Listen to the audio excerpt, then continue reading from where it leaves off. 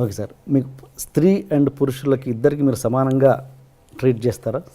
స్త్రీని పురుషుల్ని ఇద్దరిని సమాన హక్కులు ఉండాలన్నది ట్రీట్ చేస్తారా? హక్కులు అందరికీ ఒకటిగా ఉండాలి. నాకు ముగ్గురు బిడ్డలు, లక్ష్మీ ప్రసన్న కటెను, లక్ష్మీ ప్రసన్న, విష్ణువర్ధన్ బాబు, మనోజ్ కుమార్. ఆస్తులు ముగ్గురికి సమానంగా పంచుతాను. But I give preference for my daughter. అలాగే ఆర్యానా, వివియానా, నివియానా. ఆడపిల్లలంటే నాకు ఇష్టం. మగవాళ్ళని అలానే చులకనగా చూస్తాను కదా, నేను మగాడిగా. మరి ఇప్పుడు మనోజ్ బాబుకి, విష్ణుబాబుకి అవరామ్ భక్త అని పేరు పెట్టారు. ఎవరికండి? అవరామ్. ఎవరికి పెట్టారు? విష్ణుబాబు బిడ్డకు ఓకే, అవరామ్ భక్త అని పెట్టాడు. నా పేరు కూడా వచ్చేటట్టు. ఓకే. పురుషుడు ద్వేషిస్తాను, ఆడవాళ్ళనే ఎక్కువ గౌరవిస్తాను తప్పు. అమ్మ నాన్న, అమ్మ నాన్న అంటాం, నాన్న అమ్మాను. బీజప్రధానమా క్షేత్రప్రధానమా అనేవాళ్ళు. మనంతా బీజప్రధానం మన పేరులో ఉంటుంది, తెలుసుగా మీకు. ఇంటి పేరు పెట్టుకుంటాం, నాన్నగారి పేరు పెట్టుకుంటాం. కాబట్టి ఐ గివ్ రెస్పెక్ట్. అలాంటప్పుడు మరి మంచు ఎక్కువ శాతం ఆడపిల్లకు గౌరవిస్తాను. వాళ్ళందరికీ అప్పుడప్పుడు మా ఇన్స్టిట్యూట్లో కూడా చెప్తుంటాను, ధైర్యంగా ఉండాలి, పెరిగి పందుల్లా బ్రతకద్దండి. ఎవడైనా చెయ్యి పట్టుకున్నా, ఎవడైనా ఎదురుగా వచ్చి నిన్ను ఏదన్నా అన్నా, వాడిని కొడితే 3 పళ్ళు రాలిపోవాలి, లేకపోతే ఒకటే దెబ్బకు వాడు చనిపోవాలి. ఆ విధంగా ఉండండి అని ఆడపిల్లలకు ధైర్యాన్ని చెప్తాను. ఒకే దెబ్బ మన 2 దెబ్బ పడకూడదు. అలా ఉండండి ఆడపిల్లలు, సొసైటీలో ధైర్యంగా బ్రతకండి. ఆడపిల్ల అంటే చులకన, వాళ్ళ అమ్మ కూడా వాళ్ళ తల్లిగా. ఎందుకు భయపడతారు మీరు? చాలామంది తల్లిదండ్రులు వాళ్ళ బిడ్డల్ని ధైర్యాన్ని నేర్పించండి మోహన్ బాబు గారు చదువు కంటే అంటే కూడా నా విద్యాలయాలు చెప్తుంటారు. మగోడు ధైర్యంగా వెళ్ళొచ్చు, ఆడపిల్ల కూడా ధైర్యంగా వెళ్ళాలని గాంధీ మహాత్ముడు చెప్పాడుగా, ఎన్టీ రామారావు గారు చెప్పారుగా. ఈరోజు ఎంతమంది ఉంది, ఎలా ఉంది, ఏం చూస్తున్నాం పేపర్లో. లా ఏంటంటే మన లా, ఒక అమ్మాయిని బలాత్కారం చేసిన వాడిని శిక్ష ఉండకూడదు, జైలు ఉండకూడదు, అక్కడే నిర్దాక్షిణ్యంగా కాల్చి చంపేయాలి. ఆ దుబాయ్లో జరుగుతూ ఉందో, ఇతర దేశాల్లో కొన్ని దేశాల్లో జరుగుతుందో ఆ విధంగా చేయాలి. No excuse. అక్కడికక్కడే ఇంకా మళ్ళీ వేరే ఉండకూడదు. అలా అంత ఇంపార్టెన్స్ మీరు ఇస్తే కనుక ఇస్తే గనక ఇస్తున్నాను గతంలో అండ్ ఇప్పుడు ఇస్తున్నారు కాబట్టి. అండ్ మీ కూతురు మంచు లక్ష్మికి మీరు అంత గ్రాండ్ లాంచ్ ఎందుకు చేయలేకపోయారు? మీ అబ్బాయిలకు చేసినట్టుగా మీ అమ్మాయికి ఎందుకు చేయలేదు మీరు? ఏమండి, బిడ్డకు పెళ్లి చేసాం. పెళ్లి చేసిన రోజున తనకు ఇంట్రెస్ట్ లేదు. బట్ తను చదువుకున్నది లాస్ ఏంజల్స్లో నెంబర్ 1గా ఎడ్యుకేషన్. దాని ఏదో యూఎల్సీఏ యూసీఎల్ఏ చదువుకున్నది, ఓక్లహోమాలో చదువుకున్నది, స్టేజీ ఆర్టిస్ట్ నేర్చుకున్నది. పెళ్ళైన తర్వాత పెళ్లి చేసి సంసారం చేసుకోవాలి, ఇటువంటివన్నీ వద్దు అని అనుకున్నాను. తన భర్త ఎంకరేజ్ చేశాడు, విష్ణు కూడా ఎంకరేజ్ చేశాడు, వాళ్ళ తమ్ముడు మనోజ్ చేశాడు. Then she's doing.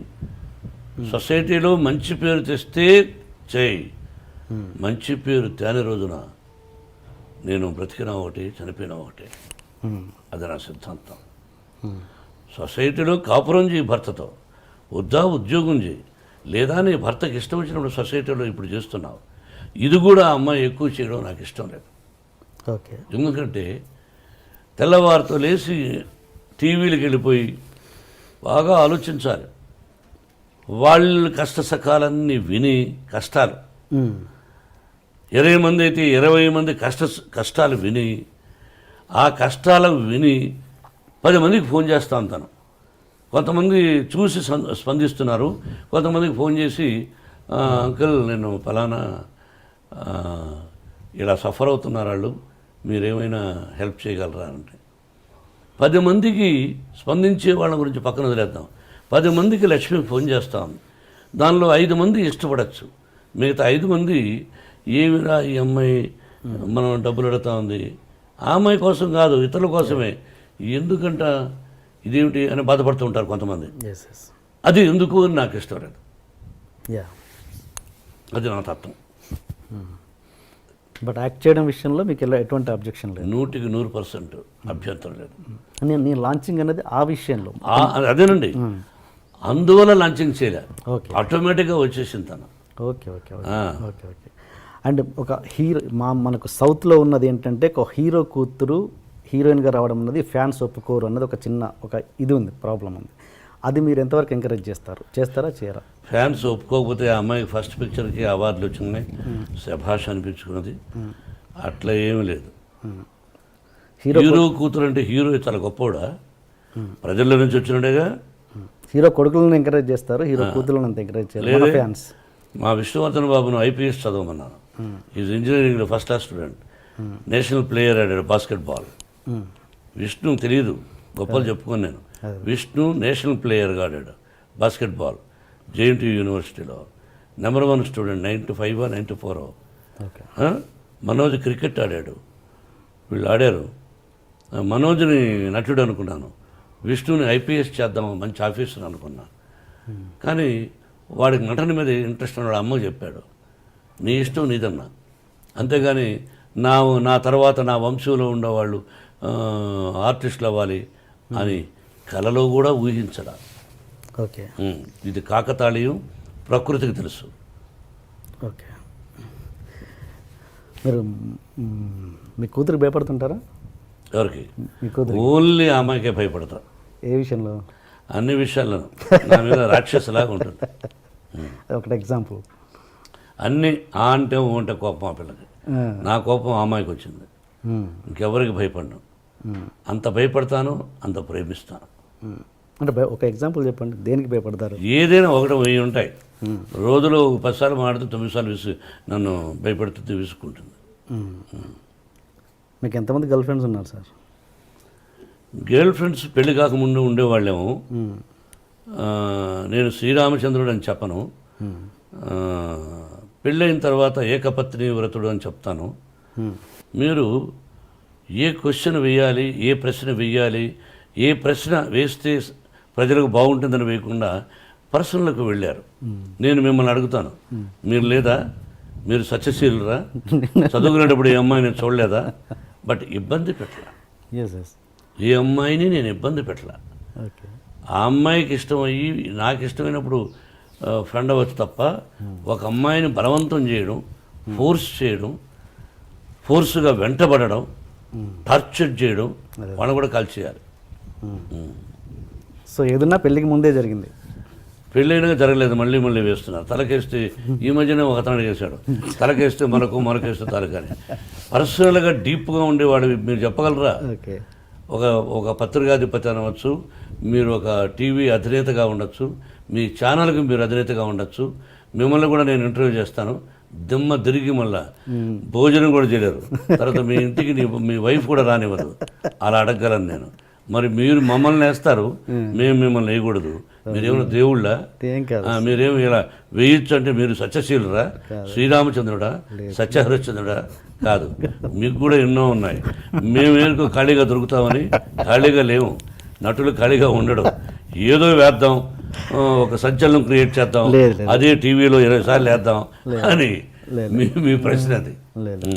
కాదండి. ఈ వయసులో ఒక విద్యాలయాలు పెట్టుకొని నేను ఒక 14,500 మంది స్టూడెంట్స్ నా బిడ్డలుగా చూస్తూ ఈ రోజున మీరు 40 నాకు పెళ్ళి దాదాపు 30 సంవత్సరాలు అయింది. అంతకుముందు ఎప్పుడో ఎక్కడో ఏమిటో అని సంఘటన గురించి ఇప్పుడు అడగడం అన్నది అప్రస్తుతం, మర్యాద కాదు. మీరు అడిగారు, ఆన్సర్ చెప్పాను. మీరు వేయచ్చు, భయపడదలుచుకోలేదు. నన్ను కదిలించిన స్పీచ్ అది. అంటే నేను చూసిన, అంటే నేను ఒక సినిమా లవర్గా ఇన్ని సంవత్సరాలుగా నాకు తెలిసిన, నా పరిధిలో నాకు తెలిసిన మోహన్ బాబు గారి కంట నేను ఎప్పుడూ తడి చూడలేదు. ఫస్ట్ టైం నేను ఆ స్పీచ్లో చూశాను. అంటే నాకు అప్పుడే అనిపించింది, అంటే మోహన్ బాబు గారిలో ఉన్న కఠినత్వమే చాలామందికి తెలుసు, ఆయనలో ఉన్న సున్నితత్వాన్ని ఎంతో కొంత జనాలకు చూపిద్దామని నా ప్రయత్నం నేను చేస్తాను, మీరు సహకరిస్తే. ఓకే, ఆల్రెడీ సహకరించాను. Okay sir. మామూలుగా ఇండస్ట్రీలో ఆ సహకరించడంలో నేను కొంచెం గిల్లే ప్రయత్నాలు చేయొచ్చు. ఇండస్ట్రీలో గౌరవాల్లో 2 రకాలు ఉంటాయండి. ఒకటి అబ్బో మహానుభావుడు అని భక్తితో ఇచ్చే గౌరవం, ఇంకొకటి అబ్బో వీటితో మనకెందుకులే అని భయంతో ఇచ్చే గౌరవం. ఇండస్ట్రీ మీకు ఎలాంటి గౌరవాన్ని ఇస్తుంది? మోహన్ బాబు గారికి ఎలాంటి గౌరవం ఇస్తుంది ఇండస్ట్రీ? ఎలా చెప్పగలం బ్రదర్? కనిపించిన వాళ్ళు ప్రేమగాను పలకరిస్తారు, కోపంగా పలకరించరు. ఆ కోపం వెనక ప్రేమగా చాలామంది నవ్వుతూ ఉంటారు. అది విషపు నవ్వా, ప్రేమతో కూడిన నవ్వా అనేది how can we judge as a human being? నేను ఎవరికి చెడు చేయలే, మనసా వాచ చెడు చేయలే. నా సినిమా పరిశ్రమ కళామ తల్లి. నేను నిర్మాతగా నా నటీనటులు నా సినిమాలో చేసేవాళ్ళు ఏమన్నా ఆలస్యంగా వచ్చి కోప్పడ్డాలు జరుగుతాయి. దానికి బ్యాడ్ ప్రాపగండా ఎక్కువ చేశారు. అయ్యో మోహన్ బాబుతో ఎందుకు అనేది కూడా తోటి హీరోలు కంటే కూడా నాకంటే తక్కువ స్థాయి, అంటే ఆలస్యంగా అంటే లేటుగా వచ్చినటువంటి హీరోలు నాతో సరిసమానంగా ఒక ముందు వెనక అటు ఇటు నాకంటే ముందు వచ్చిన హీరోలు ఎవరూ చెప్పలేదు. కానీ నా తర్వాత ఇండస్ట్రీకి వచ్చిన కొంతమంది హీరోలు పండుగట్టుకొని వాళ్ళ గ్రూపులో కొంతమంది నన్ను గురించి బ్యాడ్ ప్రాపగండా చేశారు. అతని పక్కన హీరోయిన్స్తో ఎలా అనేవాళ్ళు, ఆ హీరోయిన్ లేటుగా వచ్చిందనుకో, 9కి రావాల్సిన అమ్మాయి 10:30కి వచ్చిందనుకో, ఆ అమ్మాయి వచ్చేలోపుగా హీరో కానీ నిర్మాత కానీ దర్శకుడు కానీ భయంకరంగా తిట్టుకునేవాడు. ఆ అమ్మాయి వస్తానే ఆ హీరో హాయ్ అని సరదాగా మాట్లాడుకొని ఏమీ తెలియనట్టు 1 గంట 2 గంటల అయిన తర్వాత అవును విషయం ఓకే, నెక్స్ట్ పిక్చర్ ఏంటి అని వీడు అడిగేవాడు. ఆ అమ్మాయి మామూలుగా XYZ మోహన్ బాబు గారు కూడా ఉన్నారు. మోహన్ బాబా, హే మోహన్ బాబు యాక్ట్ చేస్తుందిరా అంటే వాడేమనేవాడు, ఆ అమ్మాయి వాట్ హ్యాపెన్ అంటుంది. ఇప్పుడు అందరికీ మనకు తెలుగు తెలిసిన ముఖాలు లేవు కదా, అందరూ అడుక్కు తింటున్నారు కదా. అందరం ఇది ఇతర నార్త్ ఇండియాకి పోయి వాళ్ళందరూ ఒకప్పుడు మన మీద పడేవాళ్ళు, ఇప్పుడు మనోళ్ళు అక్కడ పోయి ఎర్రతోలు ఉంటే చాలు, అది యాక్టరా గేక్టరా లేదు, అందరం అలా చేస్తున్నాం. అందరిలో నేను ఒకటి అనుకో, అడుక్కు తింటున్నారు. వాళ్ళు అక్కడ ఉండే స్థానం, వాళ్ళ ఇళ్ళు కొంతమంది చూస్తే వారం రోజులు భోంచేయం వాళ్ళు ఉండే ఫ్లాట్స్. వాళ్ళకి ఇక్కడ మన నిర్మాతలు వస్తానే అక్కడి నుంచే స్పెషల్ ఫ్లైట్, అదే బిజినెస్ క్లాస్, 5 మంది 6 మంది ప్రయాణం ఒప్పుకుంటాడు. వీడు ఇక్కడికి వస్తాడు, 5 స్టార్ హోటల్, అందులో స్వీట్ రూమ్ అంటారు. ఇవన్నీ అలవాటు చేసింది ఎవర్రా అంటే నిర్మాతలు, వాళ్ళతో పాటు దర్శకులు కొంతమంది. ఆ దీనిలో ప్రక్రియలో అప్పుడు ఆటోమేటిక్గా హీరోయిన్ ఏమనుకుంటుంది, ఏం అడుగుతుంది, చెప్పయా అనేవాడు. ఏం లేదు ఇక్కడ 10:30కి వచ్చినా మేము ఒప్పుకున్నాము, రేపు అక్కడ పో తెలుస్తుంది.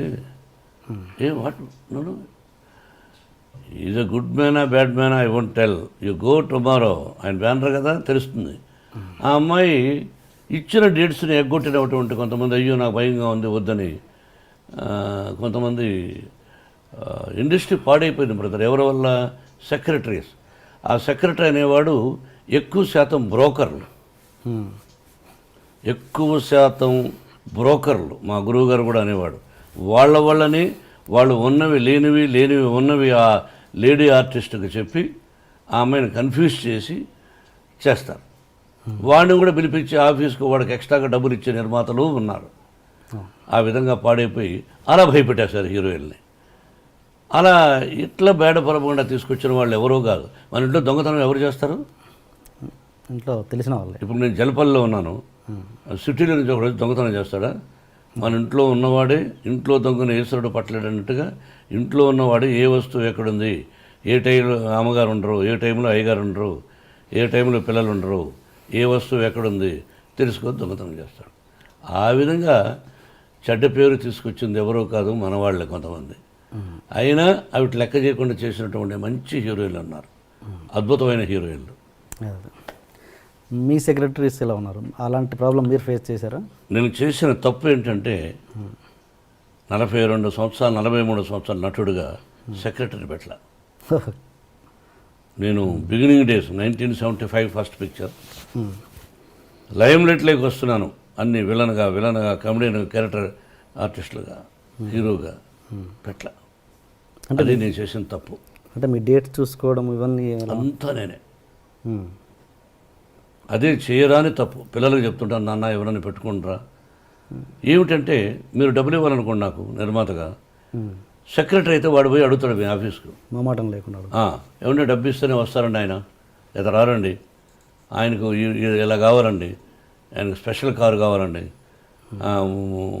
కడుక్కోవడానికి స్పెషల్ కారు కావాలండి, తాగడానికి ముఖం కడుక్కోవడానికి కూడా మినరల్ వాటర్ కావాలండి అని వీడు సెక్రటరీ చెప్తాడు. వాడు తిట్టుకొని ఇచ్చేవాడు. నేను డైరెక్ట్గా ఏమండి నాకు కారు అక్కర్లేదు, నాకు కారు ఉంది, నాకు పెట్రోల్ అక్కర్లేదు, నేను సిగరెట్లు తాగను, అయినా సిగరెట్ ప్యాకెట్లు వద్దు, నా భోజనం దగ్గర అయితే నా భోజనం నేనే తెచ్చుకుంటాను అంటే వాళ్ళు మనుషులు పంపించారు ప్రొడక్షన్లో. ఎక్స్ట్రాగా ఒక కారు ఇవ్వండి. అది ఎప్పుడు నేను రాజ్యసభ సభ్యుడు అయిన తర్వాత అడిగాను ఆ ఎక్స్ట్రా కారు కూడా, లేకపోతే ఒకటే కారు. మేకప్ వాళ్ళు ఎవరో ఒకరు ఇద్దరు నా దగ్గర ఉంటారు, వెళ్ళేవాడు. లేకపోతే 2 కార్లు నేను ఎందుకు తీసుకెళ్ళాలి, ఒక కారు నేను పర్సనల్గా ఏదో ఉంటుంది, మేకప్ మ్యాన్ ఉండేవాడు. ఆ తర్వాత మిగతా వాళ్ళకి కాస్ట్యూమర్ అని వీళ్ళందరూ ఉంటూ ఉంటారు. వీళ్ళంతవరకు లోపలైతే నేనే మేకప్ వేసుకెళ్ళేవాడిని ఇంట్లో లోకల్గా. కొద్ది రోజులు స్టూడియోలో వేసుకున్నాం, తర్వాత ఇలాగా.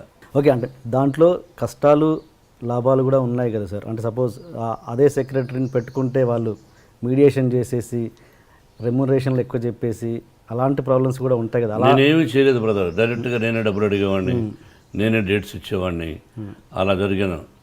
డబ్బులు వాళ్ళు ఇవ్వకపోతే డబ్బులు అడిగేవాడిని, ఏమంటే మీరు డబ్బులు ఇస్తున్నారు ఎందుకు ఇవ్వలేదని. దాంతో వాడు పోయి ఏంటే చాలా రఫ్గా వాడు చెప్పేవాడు, చాలా రఫ్గా అడుగుతున్నాండి డబ్బులు, ఇలా మాట్లాడుతున్నా అండి, డబ్బులు ఇస్తేనే వస్తానంటున్నాడు. అవును, డబ్బులు ఇస్తేనే వస్తాను, డబ్బులు ఇవ్వకపోతే ఎందుకు పని చేయాలి? మీ ఇంట్లో వంట వాడు డబ్బు ఇవ్వకపోతే పని చేస్తాడా? మీ పొలంలో డబ్బు ఇవ్వకపోతే పని చేస్తారా? మీరు కంపెనీ పెట్టుకోవడానికి మీ కంపెనీలో పనిచేసేవాడు డబ్బులు ఇవ్వకపోతే పని చేస్తారా? వాడికి భార్య బిడ్డలు ఉంటారుగా, ఎందుకు చేయాలి నీకు సేవ? నీకు మార్కెట్ ఉందని కదా వచ్చావు, నువ్వు అనుకున్నట్టు ఇచ్చేసేయి. 1,00,000 రూపాయలు తీసుకున్నాడు అనుకో, నువ్వు 50 ఇస్తాన్నావా, 60 ఇస్తానో, 70 ఇచ్చేసేయి.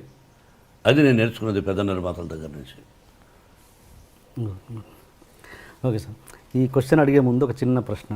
మీరు మామూలుగా వాయిస్ అంటే డైలాగ్ డెలివరీలో ఒక స్పెషలైజేషన్ ఉంది మీకు, అది ఎలా? అంటే మీరు దానికోసం ఏమైనా వాయిస్ ఎక్సర్సైజ్ చేస్తారా, లేదు జస్ట్ కేవలం దేవుడిచ్చిన వరం అవి మీ వాయిస్? నా తల్లిదండ్రుల ఆశీస్సులు, భగవంతుని ఆశీస్సులు, నటుడుగా నన్ను తీర్చిదిద్దినటువంటి మా గురువు దాసనారాయణరావు గారు డైలాగ్ చెప్పే విధానం నేర్పించారు. నేను దాన్ని మాడ్యులేషన్ నా ట్రెండ్కి తగినట్టు ప్రాక్టీస్ చేసుకున్నాను తప్ప దానికోసం ఎక్సర్సైజులు చేశాను, ఇవన్నీ అసత్యాలు. Okay okay. ఏమైంది స్వీటీ? చదువుకొని 2 hours అవుతుంది, నేను చదువుకోవాలి.